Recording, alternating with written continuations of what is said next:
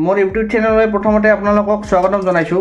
তো আজি যিহেতু PM কিষাণৰ 20 নম্বৰ কিস্তি আজি 11 বজাত ৰাতিপুৱা মুকলি কৰি দিয়া হ'ব।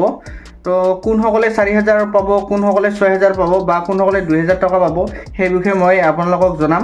তো কোনসকলে পাব, কোনসকলে নাপাব এই টকাটো।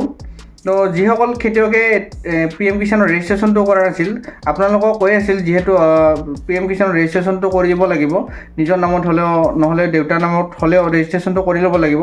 তো সেইসকলৰ বাবে কৈ দিছোঁ যে এইটো 100% তেওঁলোকে কোৱা নাই যে PM কিষাণৰ যিটো ৰেজিষ্ট্ৰেশ্যন কৰা নাছিল সেইসকলে নাপাব বুলি, এতিয়ালৈকে খোলাকৈ কোৱা হোৱা নাই। এই 20 নম্বৰ কিস্তিত তেওঁলোকে টকাটো পাব পাৰে, নোপোৱাৰ কোনো কাৰণ নাই, কাৰণ এইটো ভেৰিফিকেশ্যন এতিয়ালৈকে হোৱা নাই। তো যিটো 4,000 আৰু 6,000 টকা নিউজত দি আছে, সেই 4,000 আৰু 6,000 টকাটো আমাৰ অসমৰ নহয়, সেইটো মধ্যপ্ৰদেশৰ হয়। আৰু যিটো আপোনাৰ অসমৰ হয় সেইটো 2,000 টকাকৈহে পাব। আৰু এই 20 নম্বৰ কিস্তি যিটো আছে সেইটো আপোনাৰ জুন মাহৰ পৰা দিম বুলি কৈ আছিলে, কিন্তু এতিয়ালৈকে দিয়া হোৱা নাই।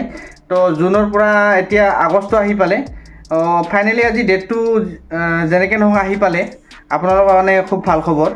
আৰু চৰকাৰে কৈছে যে যিবিলাক খেতিয়কৰ মানে আগত টকাবিলাক পেণ্ডিং হৈ আছিলে, যদি EKYC কৰিছে তেওঁলোকৰ টকাবিলাক এইবাৰ সোমাই যাব।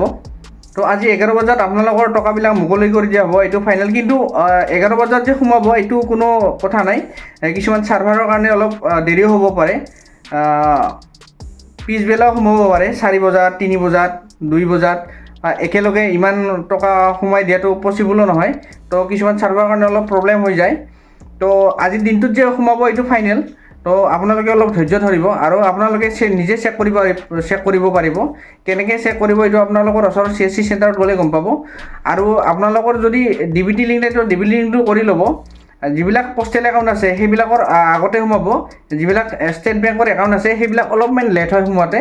তো এইটো কোনো কথা নাই যে একেলগে সোমাব বুলি কোনো কথা নাই, তো অলপ আগ পাছ কৰি সোমাই যাব, সেইটো চিন্তা কৰিব নালাগে।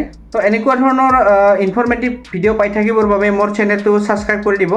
ধন্যবাদ।